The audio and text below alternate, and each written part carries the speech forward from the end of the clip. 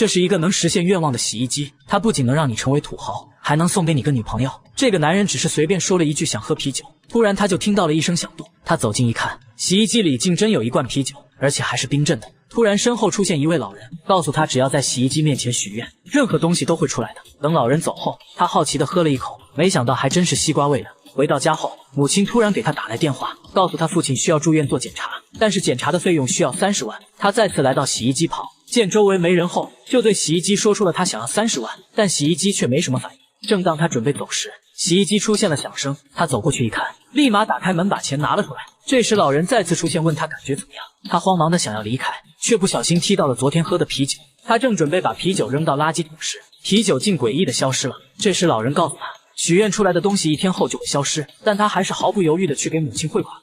在回家的路上，他碰到了刚认识的小美。经过一阵闲聊，男人决定要找个工作，于是他再次来到洗衣店，给自己弄了一套西服。但他在面试的过程中却非常紧张，最后收到的全是不采用。突然他在桌子上发现了邻居情侣的照片，他心想自己要是有个女朋友该多好。这时西装突然消失，他萌生了一个大胆的想法，会帮你找女朋友的洗衣机你见过吗？男人想找一个让人羡慕的美女，下一秒洗衣机里就伸出了一只细长的手，紧接着一个婀娜多姿的美女就爬了出来。男人想占一下便宜，美女上去就是一个大嘴巴子。他再次来到洗衣机前许愿，这次他想要一个清纯一点的。果然一个清纯的小姐姐出现在他面前，他带着小姐姐买了很多东西，这也是他第一次谈恋爱。他还直男的说让小姐姐去他家里，没想到小姐姐却同意了。他们在一块喝酒，一直喝到了深夜。他觉得女孩喝多了，就故意往她身边凑。他看着小姐姐露出了深情的样子，正当他闭上眼准备亲过去时，小姐姐却只剩一个衣服了。因为只要是许愿出来的东西都会在1天后消失，但他觉得很开心，于是他每天都来洗衣机前许愿，换着各种各样的小姐姐。这天他带着小姐姐逛街，却被朋友看到了，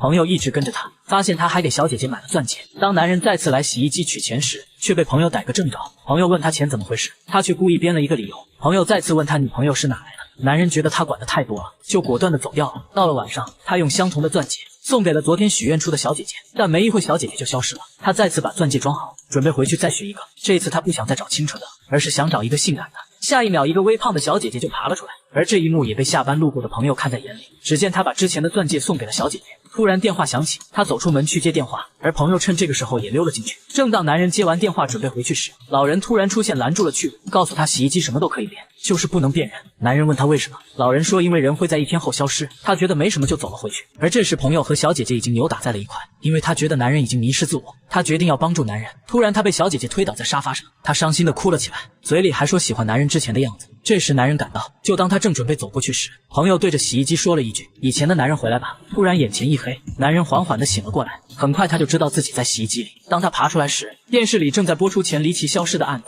他看着电视才想起来那正是自己花的钱。突然他又想起了老人说的话，1天后地上只剩下了一身衣服。